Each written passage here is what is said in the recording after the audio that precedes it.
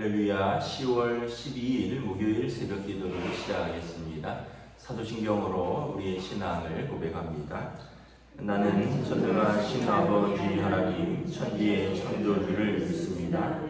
나는 그의 유일하신 아들 우리 주 예수 그리스도를 믿습니다.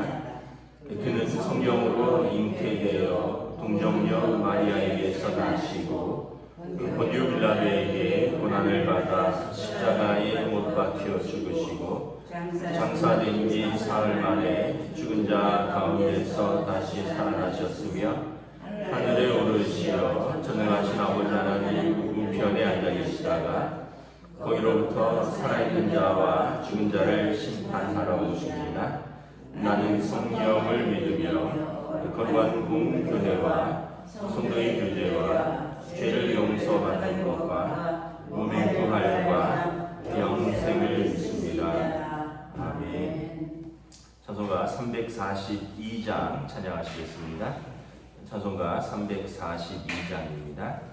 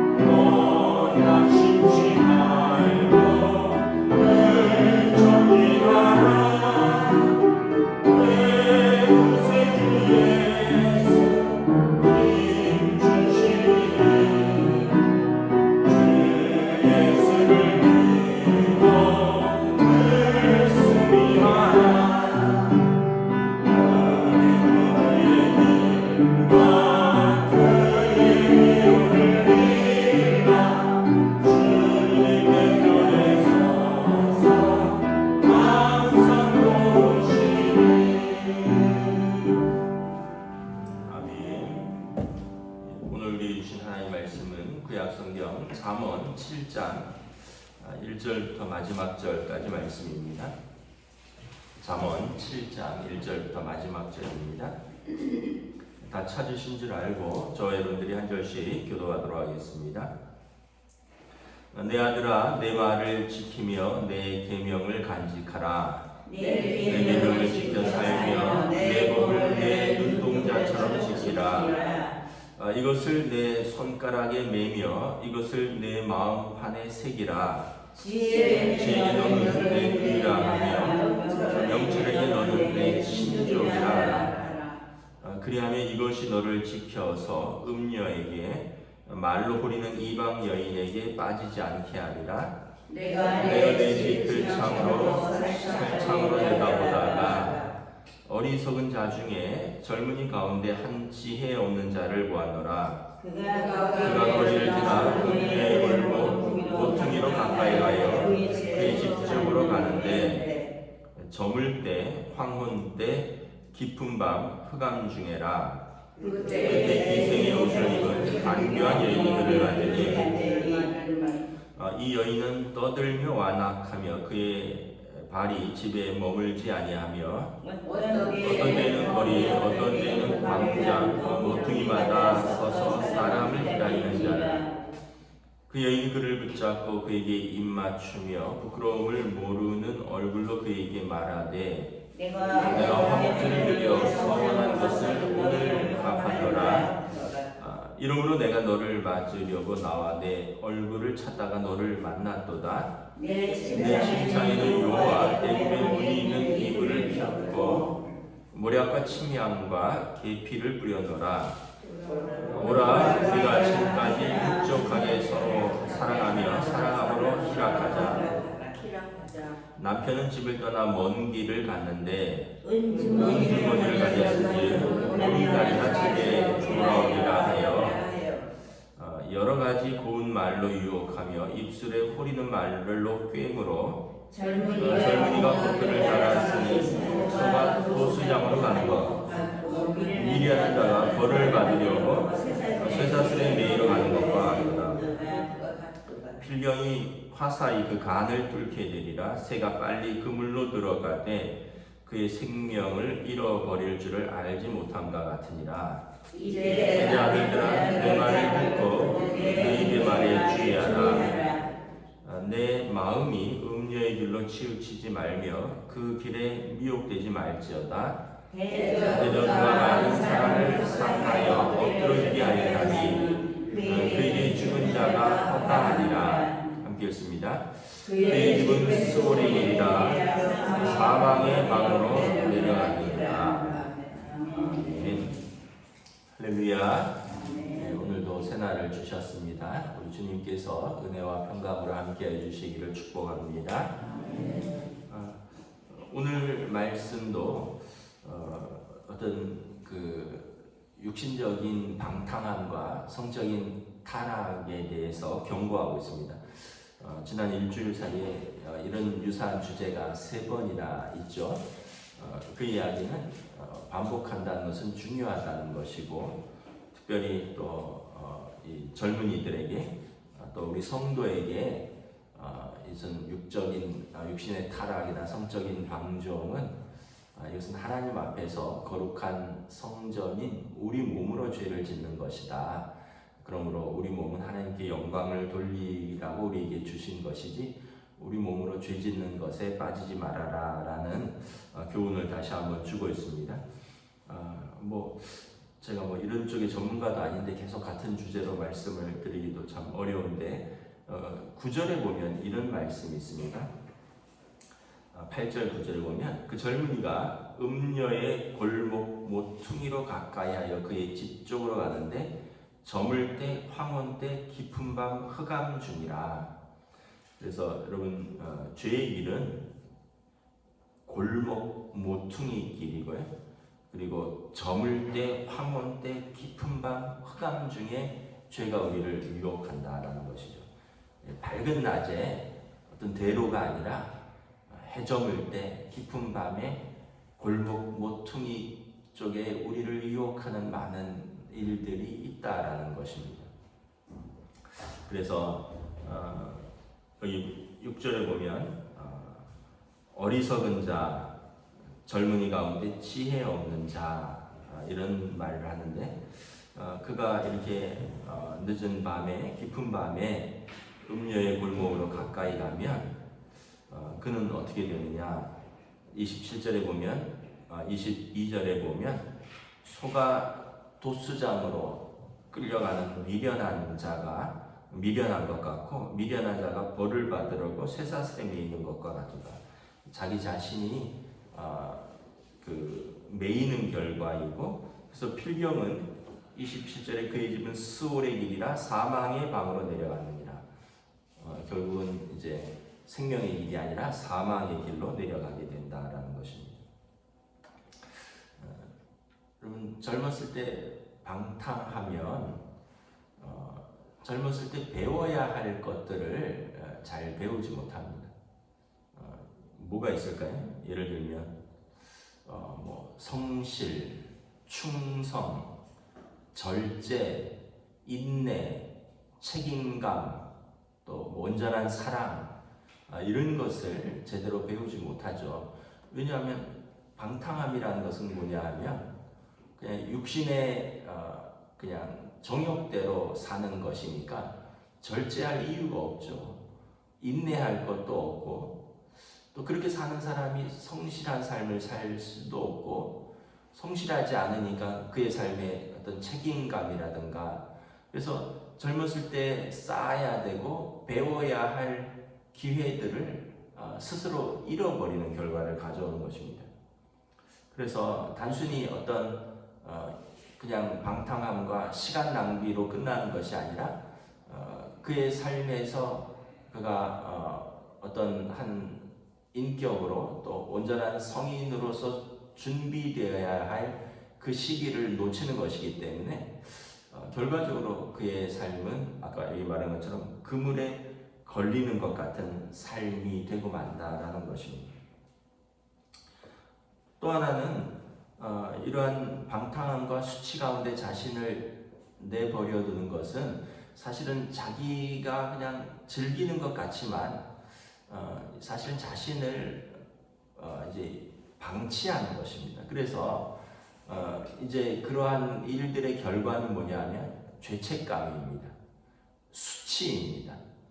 또 어떤 두려움입니다. 절망감입니다. 여러분 만약에 그런 경우 있잖아요.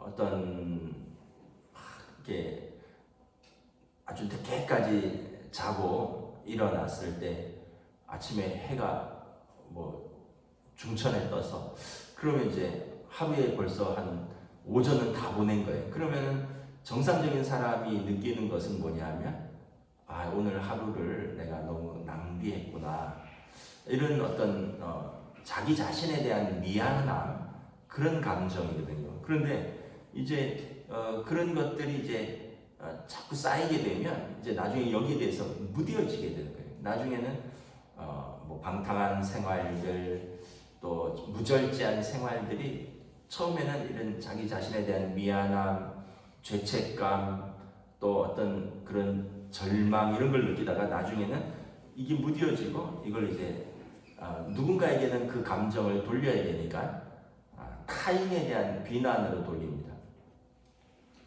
예를 들면 나는 남편을 잘못 만나서 그런 거다, 아내를 잘못 만나서 그런 거다. 그래서 이제 자기의 잘못을 누구에게? 나는 부모를 잘못 만나서 내 삶은 이렇게 된 거다. 사회가 이래서 나는 이렇게 된 거다. 더 나아가서는 하나님께 책임을 돌려. 하나님이 나를 안 도와줘서 이렇게 됐다. 근데 사실은 자신이 배워야 될 기회들, 또 쌓아야 할 그 인생의 어떤 덕목들을 스스로 걷어찬 결과인데, 이제 그거를 자신이 감당을 해야 되는데 그것이 이제 나중에 무뎌지니까 그 책임을 누군가에게 돌리게 되면 부모나 배우자나 세상이나 하나님께 돌리게 되는, 결과적으로 점점 더 나빠지는 거죠. 남자들이 군대 다녀오는 것을 시간 낭비다 이렇게들 또 생각하는 분도 있을 텐데, 이렇게 돌아보면 그래도 몇 가지는 배우는 게 있어요. 중요한 인생에 있어서 중요한 시간을 공부하거나 자신의 경험을 쌓는데 배우지 못하는 그런 수도 있지만, 근데 또 배우는 것도 많이 있습니다. 일단은 절제를 배우죠. 군대 가서 자기 마음대로 할 수 있는 사람은 아무도 없어요. 그 조직 안에서, 그 규칙 안에서 살아야 됩니다. 인내를 배웁니다. 하기 싫다고 그만둘 수가 없어요. 여러분 다 뛰는데 나 혼자 못 뛰겠다고 자빠질 수도 없고, 다 행군하는데 나 혼자 못하겠다고 할 수도 없고. 그런데 이제 그러면서 이제 배우는 것도 있는 거죠. 나중에 사회에 나오면 그런 게 경험이 됩니다. 그래, 그때 내가 이런 것도 했는데, 그때 내가 이 약한 몸으로 그때 내가 20km도 뛰고 100km도 행군하고 그런 생각들 하고 그때 내가 그 힘든 것도 참아냈는데 이런 것들이 나중에 돌아보면 몇 가지는 배운 게 확실히 있어요. 또 자기 계급에 따른 책임감도 배우고 이등병 때는 뭐 순종을 배운다면 이제 뭐 상병이나 병장이 되면 이제 어떤 자기 밑에 있는 병사들까지 챙기면서 가르쳐주면서 내가 이걸 안 가르쳐주면 우리 분대가 우리 소대가 잘 안 굴러갈 텐데 그런 마음도 가지게 되고요. 그러면서 이제 이렇게 점점 배우는 것들이 있는 거죠. 그래서 모든 과정은 우리가 배우는 순간들입니다. 그런데 이제 우리가 어떤 정욕 가운데 자기 자신을 버려두면 그 배우는 순간에 배움의 기회를 얻지 못하고 그러다 보니까 성장하고 또 성숙하는 기회들을 잃어버리고 그러한 순간들이 됐을 때 그러한 덕목들을 쌓아두지 못했기 때문에 결과적으로 인생에 있어서 어려움을 당하게 되는 것을 볼 수가 있어요. 갈라디아서 6장 7절 8절에 이런 말씀이 있습니다. 스스로 속이지 말라. 하나님을 업신여김을 받지 아니하시나니 사람이 무엇으로 심든지 그대로 거두리라. 자기 육체를 위하여 심는 자는 육체로부터 썩어질 것을 거두고 성령을 위하여 심는 자는 성령으로부터 영생을 거두리라. 그래서 여러분 우리가 자기가 심은 것을 자기가 거두게 된다라는 것입니다. 육체를 위해서 심으면 육체를 거두게 되고요. 성령을 위하여 심으면 성령으로부터 영생을 거둔다. 지금 뭐 연락이 끊어지고 뭐 오랫동안 만나지 않아서 이제 잘 모르는데 이제 고등학교 친구 중에 한 친구가 있었어요. 그 친구는 집이 되게 부유했어요. 어머니가 약사였는데 그 시장에서 약국을 했거든요. 그래서 저는 지금이야 의학 분업이 돼서 병원 반드시 들렀다 약국을 가지만 옛날에는 그냥 약국 가서 다 무슨 약 주세요, 감기약 주세요, 몸살약 주세요, 두통약 주세요, 비타민 주세요, 박하수 주세요. 그래서 시장에 써 있었는데 약국이 정말 잘 됐어요. 그래서 이제 제 친구가 같이 교회도 다니고 학교도 다니고 그랬는데 이 친구 따라다니면 이 친구는 늘 현금이 있으니까 얘는 이제 집에서 나오면서 약국 슬쩍 들러서는 엄마 막 약 파는 동안에 이렇게 그 당시에 1,000원짜리 5,000원짜리 슬쩍 하고 이래갖고는 우리들 사주기도 하고 지가 놀기도 하고 그런데 이제 그게 결과적으로 좋지는 않더라고요. 왜냐하면 모든 게 풍족하니까 또 자기가 해야 할 걸 하지 못하는 거예요. 그 친구들은 공부하는데 이 친구는 나가서 술 먹고 노는 거예요. 고등학생 담배 피고 술 먹고 결과적으로는 대학 진학도 친구들처럼 정상적으로 하지 못했고 오랜 세월이 흘렀어요. 오랜 세월이 흘렀는데 어느 날 아버지가 저한테 그런 얘기를 하더라고요. 야, 너 친구 누구 알지? 그래서 내가 알죠. 왜요? 그랬더니 얘 어머니 권사님이 오랜만에 아버지를 만났는데 저희 아버지한테 아들 이야기하면서 재혼을 하려고 하는데 목사님 교회나 아드님 교회에 누구 좋은 믿음의 신부감이 있으면 좀 소개 좀 해달라는 거예요. 그래서 제가 뭐라 그랬을까요? 아빠 걔는 안 돼요. 걔는 안 돼요. 근데 젊었을 때부터 아는데 얘는 방탕하고 그리고 얘는 그 이후로도 제대로 직업을 가져본 적이 없어요. 그래서 조그만 사업체 하나 차려주면 불성실하니까 또 망하고 또 말아먹고 나중에 일본까지 가서 뭘 또 한다고 왔다 갔다 하다가 그러니까 이제 노년의 권사님이 어머니가 아들 둘이 있는데 장남인데 너무 이제 어떻게든지 좀 이제 돌아가시기 전에 좀 가정이나 온전히 좀 세워졌으면 좋겠다. 그래서 집도 해주고 경제적으로는 어렵지 않게 해줄 테니까 좀 이제 재혼할 상대를 좀 찾아달라. 이래서 저희 아버지한테 부탁을 하고, 아버지도 뭐 이렇게 찾다가 뭐 은퇴하시고 그러니까 현역인 저한테 부탁을 했는데, 제가 할 수 있는 말이, 아니 누구 인생 망칠 일이 있어요. 집이 있으면 뭐합니까? 뭐 부모가 돈이 있으면 뭐합니까? 이 아이가 성실치 않고 방탕한 걸 내가 젊었을 때부터 아는데, 친구지만 제가 누구를 소개를 시켜줄 수가 없는 거죠. 뭐 결과적으로 여러분, 우리가 배워야 할 때 배우지 못하고, 또 쌓아야 할 덕목들을 쌓지 못하고 그 기회들을 잃어버리면 결과적으로 심은 그대로 거두게 되는데, 그때는 알지 못한다는 거죠. 스스로 속이지 말라. 하나님은 업신여김을 받지 못하고, 그래서 우리가 육신을 위해서 심으면 육체로부터 썩어질 것을 거두고, 성령을 위하여 심으면 성령으로부터 영생을 거두리라. 어거스틴이라는 위대한 신학자가 있습니다. 어거스틴이라는 위대한 신학자가 있는데, 어거스틴이 젊었을 때 아주 방탕했습니다. 그리고 뭐 사생아도 낳았다 그러죠. 그런데 이제 어거스틴이 어머니 모니카가 눈물의 기도로 아들을 위해서 기도를 했고요. 그리고 어거스틴이 회심을 하게 되었습니다. 어느 날 이제 어거스틴이 집에서 이제 그의 이제 고백록에 보면 이렇게 방탕한 자신과 반복되는 그런 어떤 방탕한 생활 속에서 자기 자신에 대해서 깊은 절망감과 무력감을 가지고 있고 죄책감을 가지고 있던 어떤 오후에 밖에서 아이들이 노는데 노랫소리가 들리는 거예요.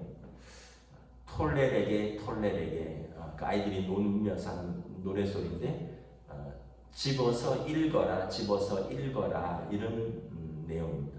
그래서 어거스틴이 그래도 가까이 있는 게 뭔가 해서 딱 보니까 성경책이 있는 거예요. 성경책을 집어서 딱 폈어요. 그 유명한 로마서 13장 13절에서 14절 말씀입니다. 낮에와 같이 단정히 행하고 방탕하거나 술 취하지 말며 음란하거나 호색하지 말며 다투거나 시기하지 말고 오직 주 예수 그리스도로 옷 입고 정욕을 위하여 육신의 일을 도모하지 말라. 이 말씀입니다. 내 얘기구나. 그러면서 그가 회심하게 됩니다. 회심은 1차적으로 마음과 생각의 돌이킴입니다.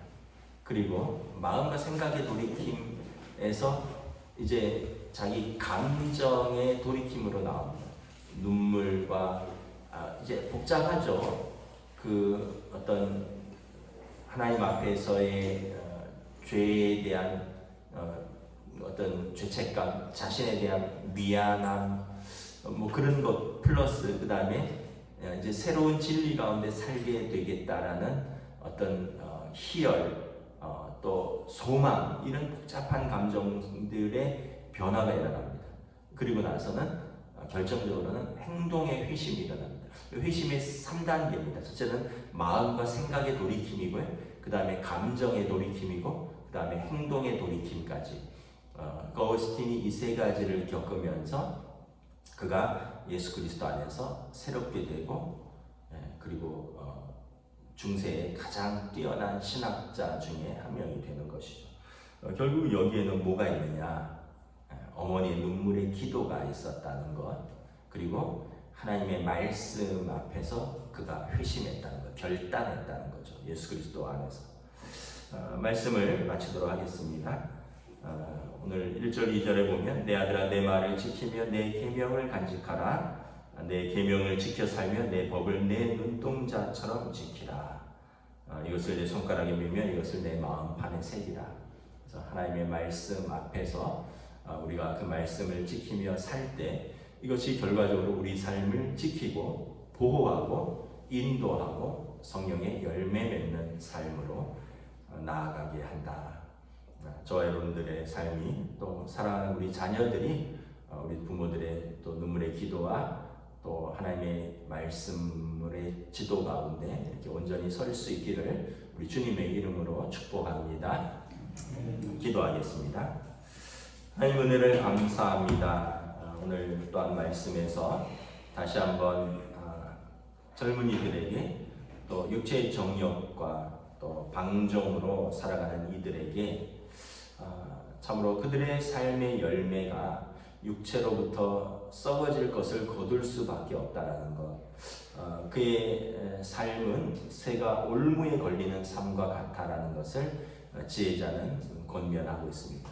그러므로 우리가 하나님의 말씀 앞에서 어두울 때 깊은 밤 흑암 중에서 행하는 삶이 아니라 낮에와 같이 단정히 행하고 빛 가운데 예수 그리스도 안에서 우리가 하나님의 말씀 안에서 살아갈 수 있는 지혜를 주시고 은혜를 주시고 또 성령님 인도하여 주시옵소서. 감사를 드리오며 우리 주 예수 그리스도 이름으로 기도드리옵나이다. 아멘. 하늘에 계신 우리 아버지의 이름을 거룩하게 하시며 아버지의 나라가 오게 하시며 아버지의 뜻이 하늘에서와 같이 땅에서도 이루어지게 하소서. 오늘 우리에게 일용할 양식을 주시고 우리가 우리에게 잘못한 사람을 용서하여 준 것 같이 우리들을 용서하여 주시고 우리를 시험에 빠지지 않게 하시고 악에서 구하소서. 나라와 권능과 영광이 영원히 아버지의 것입니다. 아멘.